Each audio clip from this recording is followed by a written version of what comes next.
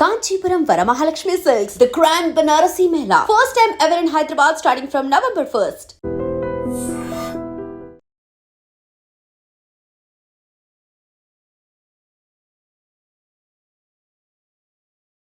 Sir ఇంకో మాట అన్నారు రేవంత్ రెడ్డి గారు. జూబ్లీ హిల్స్ ప్రచారంలో, ఉప ఎన్నిక ప్రచారంలో చాలాసార్లు ఆయన ఈ మధ్య లాస్ట్ చివరిలో బాగా ఒక మాట అన్నారు. కేటీఆర్కు అసలు రాజకీయ భవిష్యత్తు లేదు, బీఆర్ఎస్ పార్టీకి అంతకంటే లేదు, మీరు అట్లాంటి పార్టీకి ఓటు వేయద్దండి, ఎందుకంటే ఆ పార్టీ నెక్స్ట్ ఎలక్షన్ లోపల బీజేపీలోకి మెర్జ్ అయిపోతుంది, బీజేపీలో విలీనం అయిపోతుందని రేవంత్ రెడ్డి అన్నారు. ఇదే మాట అంతకుముందు ఎవరైతే కల్వకుంట్ల కవిత ఆమె కూడా బయటకు వచ్చిన తర్వాత 5-6 సందర్భాల్లో ప్రెస్తో ఆమె కూడా నాకు ఒత్తిడి వచ్చింది, నేను వద్దని చెప్పానని కూడా ఆమె కూడా చెప్పారు. నిజంగా ఇంత ఒక ప్రాంతీయ పార్టీ 10 ఏళ్ళు అధికారంలో సాధించే డబ్బులు కూడా చాలా ఉన్నాయి, దానికి పార్టీ ఫండ్ కూడా బీఆర్ఎస్కు చాలా ఎక్కువ మొత్తంలో ఉన్నట్లు మనం చూసాం. అట్లాంటి పార్టీని నిజంగా రేవంత్ రెడ్డి ఊహించినట్లుగానో చెప్పినట్లు బీజేపీలో కలిస్తే అవకాశం ఉందా? ఒకవేళ కలిస్తే ఎవరికి అడ్వాంటేజ్ ఉంటుంది? కేసీఆర్ ఏదైతుందో ఇప్పుడున్న అతని పరిస్థితి, ఎమ్మెల్యేలు కానీ, ఉన్న రాజ్యసభ నలుగురు కానీ, కౌన్సిల్ కానీ, గ్రామ స్థాయిలో కార్యకర్తలు కానీ, ఎవ్రీథింగ్ పర్ఫెక్ట్గా ఉంది. అతను అవసరం అనుకుంటే మెర్జ్ చేయడు, బీజేపీతో పొత్తు పెట్టుకునే అవకాశం ఉంది. అవును, ఎందుకనంటే బీజేపీకి జిఆర్ స్వామి ఇష్యూ అయ్యే వరకు 2022 వరకు 2014 నుంచి ఒంటరిగా పోటీ చేసిండు. ఎన్నికల్లో విమర్శించవచ్చు. అవును, 18లో కానీ మోడీ లేదు, గిడి లేదు, ఈవెన్ 18లో 23లో ఏదైతుందో అబ్కా సర్కార్, కిసాన్ సర్కార్, తర్వాత ఏదైతుందో ఈసారి ఖచ్చితంగా మేమే దేశ్కి నేత కేసీఆర్ అని రాష్ట్రాల్లో చేసిండు, అవన్నీ వేరే సంగతి. బట్ 2022 వరకు అన్ని వివాదాస్పద బిల్లులు కూడా తలాక్, నోట్ల రద్దు, రాజ్యసభ వైస్ చైర్మన్ ఎలక్షన్, మన vice president election, president election, Rajya Sabha vice chairman, even నోట్ల రద్దు కాకుండా అగ్రికల్చర్ బిల్లు కూడా ఇక్కడ వ్యతిరేకం చేసి జిహెచ్ఎంసీ ఎలక్షన్ అయితే నేను గుద్దుడు చూడు దీన్ని వ్యతిరేకిస్తున్నామని కేటీఆర్ గారు బెంగళూరు హైవే నిర్బంధం చేసి కూడా ఆఫ్టర్ మున్సిపల్ ఎలక్షన్ అయితేనే పోయి ఆ బిల్లుకు సపోర్ట్ చేసిండు.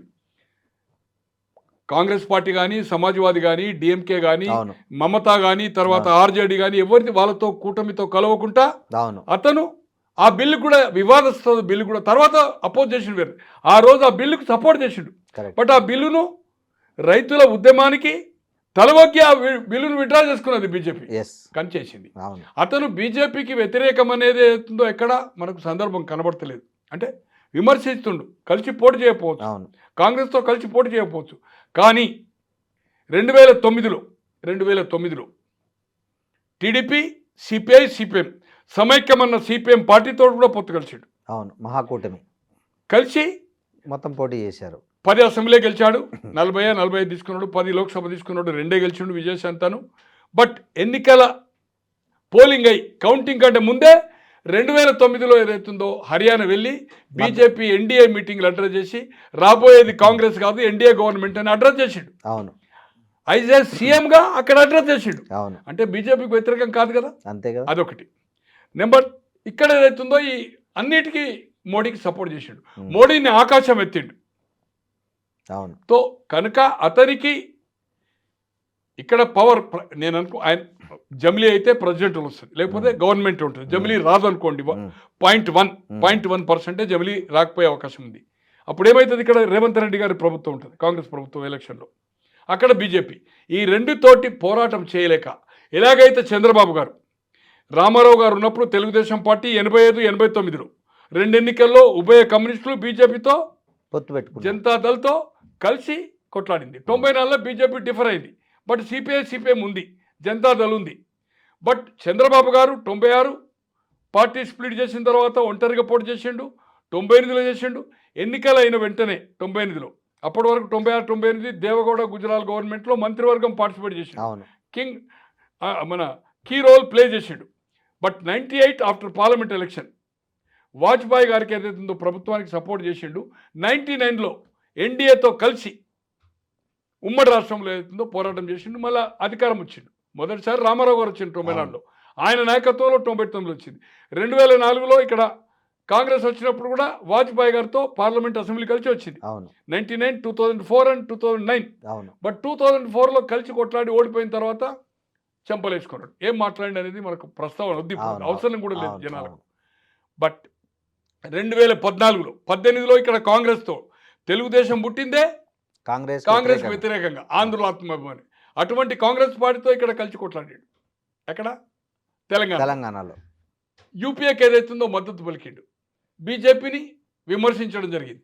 బట్ ఎప్పుడైతే తను 2019లో ఓడిపోయిండో, అటు బీజేపీ ఒత్తిడి, ఇటు కేసీఆర్ అధికారంలో వచ్చి రెండోసారి ఇక్కడ 2018 అవును ఇద్దరు ఒత్తిడి మధ్యలో అధికారంలో ఉండి కూడా 2014 నుంచి 19 వరకు చీఫ్ మినిస్టర్ కూడా అక్కడ మూమెంటం ఇబ్బంది అయింది. ఆర్థికంగా ఆయన వనరులకు అవును. చాలా ఇబ్బంది చేశారు. సో దాన్ని, ఆ తప్పును సవరించుకుంటాని కోసం రిస్క్ తీసుకోకుండా జగన్మోహన్ రెడ్డి గారిని ఓడియాలంటే బీజేపీతో కలవాలనే ఉద్దేశంతో బీజేపీతో కలిసి పోరాటం చేసిండు. ఇప్పుడు సక్సెస్ అయ్యిండు. కేంద్రంలో కలిసి ఉన్నాడు, ఇప్పుడు కలిసి ఉన్నాడు. ఇదే మోడీ గారితో 2014 కూడా క్యాబినెట్ ఉన్నారు, క్యాబినెట్ బయట వచ్చాడు, అవును హార్డ్ క్రిటిక్ చేసుకున్నాడు. ఈరోజు రామారావు గారు అంటేనేమో కలిసిండ్రు, విడిపోయిండ్రు, ఆయన ఎప్పుడు బీజేపీతో చేయలేదు. బట్ చంద్రబాబు గారు రామారావు గారు ఉన్నప్పుడే కీ రోల్ ప్లే చేసిండు కదా, 85లో పార్టీలు చేరి 89లో చేసిండు కదా, కీ రోల్ ప్లే చేసిండు కదా, 94 డిఫరెంట్ కదా. ఇవన్నీ చంద్రబాబు అంత అనుభవజ్ఞుడు. 14 ఇప్పుడు ఒక 15 సంవత్సరాలు, దాదాపు 14 సంవత్సరాలు అపోజిషన్ లీడర్గా ఉండి అనుభవజ్ఞుడే, రిస్క్ తీసుకోకుండా చేసిండు. రేపు రాబోయే రోజుల్లో బీజేపీకి ఇప్పుడున్న సిచ్యువేషన్, గత ఎన్నికలలో అయితే 8 అసెంబ్లీ వచ్చినాయో, ఇప్పుడున్న ఈ 8 లోక్సభ సభ్యులు కానీ, 2 కేంద్ర మంత్రులు కానీ ఎవరికి సఖ్యత లేదు. నేను పేర్లు చెప్పదలుచుకోలేదు ఎవరెవరని. తో ఇప్పుడు మనం జుబిలీలు చూసినాం. అధ్యక్షుడు ఎటువంటి డ్రైవ్ చేసిండు, కేంద్ర మంత్రి ఏం డ్రైవ్ చేసిండు అనేది ధరావత్తు కోల్పోయే అవకాశం ఉంది. కనుక బీజేపీ ఏదైతుందో రేపు మనం ఒంటరిగా పోటీ చేస్తే ఈ గ్రూపులు ఎన్నికల వరకు ఇవి సమసిపోయే అవకాశం లేదు, కలిసి పనిచేసే అవకాశం లేదు. ఇగో ప్రాబ్లమ్స్ ఉన్నాయి. నేను పేర్లు చెప్పదలుచుకోలేదు, ఎవరు అనేది వివరంగా చెప్పాలంటే గంట చెప్పవచ్చు. బట్ ఇట్ ఈస్ నాట్, ప్రస్తావన వద్దు. బట్ సఖ్యత కుదిర్చే అవకాశం లేదు. ఎంత వార్నింగ్ ఇచ్చినా కూడా వీళ్ళు కలిసి పనిచేయరు. ఇలా లోక్సభ ఎన్నిక అవుతుంది సార్, 8 మంది ఎమ్మెల్యేలను 8 మంది మన లోక్సభ సభ్యులు కనిపించారా సార్? లేదు. ఫీల్డ్ ఎక్కడన్నా లేదు లేదు లేదు. అదే మీరు ఒక ఉప ఎన్నిక జరుగుతూ ఉంటే ఎక్కడికి పోయినరు? ఏం పన్నది వాళ్ళకు? ఎందుకు ప్రచారం చేయలేదు? ఎందుకు ప్రెస్ కాన్ఫరెన్స్ ఎక్కడ కనిపించలేదు? వాళ్ళ ఫేసే కనిపించలేదు, పేర్లు వస్తలేదు, గ్రూప్లో తగాదా. సో అందుకోసం ఏదైతుందో రేపు బీజేపీ కూడా చేయి జాపి కేసీఆర్తో కలిసి అవకాశం ఉంది. గతంలో కేంద్రంలో యూపీఏలో ఎట్లయితే జాయిన్ అయ్యిండో, ఇప్పుడు కూడా అతను ఏదైతుందో రేపు కలిసి చేసినప్పుడు ఇద్దరు కలిసి, రిజల్ట్ అనేది పక్కకు పెట్టండి, ఇద్దరు కలిసి చేసే అవకాశం ఉంది. వాళ్ళకు ఇతను అవసరం, ఇతనికి వాళ్ళ అవసరం. ఈ ప్రభుత్వం వ్యతిరేకం వచ్చినప్పుడు ఏదైతుందో నిన్న, ఇప్పుడు ఎక్కడ ఎట్లయితే చంద్రబాబు గారికి అవకాశం వచ్చిందో, కర్ణాటకలో వచ్చిందో, యాంటీ ఎస్టాబ్లిష్మెంట్ అనేది ఇప్పుడు ప్రజాప్రాయం ప్రకారం మాత్రం ఇద్దరు కలిసినప్పుడు హాట్ కేక్ అనేది ఉంది. ఒంటరిగానే బీఆర్ఎస్ ఏదైతుందో ఈరోజు ఈ ఉప ఎన్నిక రిజల్ట్ ఏమొస్తుందని పక్కకు పెట్టండి.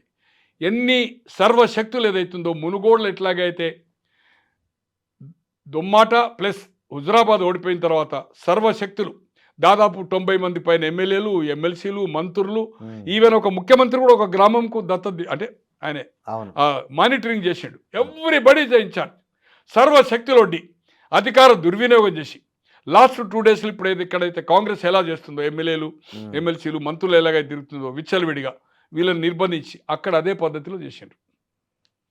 చేసి అలాగే ఏదైతుందో దీన్ని తట్టుకోవాలంటే కలవాలనే అవకాశం ఈయన కూడా ఉంటుంది. అప్పుడు కేసీఆర్ అనేవాడు కేంద్రం పోతాడు, అవును, కేటీఆర్కే పట్టమవుతుంది. 120 సీట్లో ఓ 80 అసెంబ్లీ వీళ్ళు తీసుకుంటారు, 40 ఏదైతుందో బీజేపీకి ఇవ్వచ్చు, 40 కాదు 35 ఇవ్వచ్చు. They are ready. వాళ్ళకు లోక్సభ ఇంపార్టెంట్, అవును, ఇక్కడ వాళ్ళకు లోక్సభ ఇంపార్టెంట్. ఇంతకుముందు ఇందిరాగాంధీ ఎలాగైతే 67 తర్వాత కాంగ్రెస్ రూట్ అవుట్ అయిన తర్వాత డిఎంకే కానీ అన్నా డిఎం ఎవరితో కలిసినా 10 లోక్సభ, అసెంబ్లీ 15. 10 లోక్సభ ఎక్కడ, 15 అసెంబ్లీ. ఇందిరాగాంధీ కానీ, రాజీవ్ గాంధీ గారు కానీ, సోనియా గాంధీ ఉన్నప్పుడు అదే అలయన్స్ కదా. ఇప్పుడు డిఎంకేతో, అన్నా డిఎంకేతో కూడా, అన్నా డిఎంకేతో కూడా కొన్ని సందర్భంలో అయింది కదా. బట్ 2004 నుంచి ఓన్లీ డిఎంకే తోటి సేల్ చేస్తుంది లోక్సభ అవసరం కనుక. ఉన్న 8 వాళ్ళు తీసుకుంటారు. ఇక మిగిలిన 9 ఏదైతుందో కేసీఆర్కు. సిట్టింగ్ 8 సీట్లు ఏదైతుందో బీజేపీ వాళ్ళకి హ్యాపీ, వాళ్ళకి అసెంబ్లీ 40కి ఒప్పుకోవచ్చు, 35కి ఒప్పుకోవచ్చు. మీరు అన్నట్లు ఇద్దరు కలిసి ఇందాక స్థానాలు కూడా పెరుగుతాయి. ఇద్దరు కలిసే అవకాశం ఉంది. కానీ మెర్జ్ అనేది చేయడు. మెర్జ్ చేసినప్పుడు నీకు సేవ్ అవుతుంది నా. కరెక్ట్. నీకు ఎలియన్స్ అయితే ఎంత గౌరవపరంగా ఉంటుందో, ఎక్కువ తక్కువ అనేది సీట్లు ఇంపార్టెంట్ కాదు, ఎక్కువ తక్కువ వదిలిపెట్టండి. ఎంతైతే బార్గెన్ ఉంటుందో నీకు నచ్చినప్పుడు బయటికి వెళ్ళగలుగుతావు.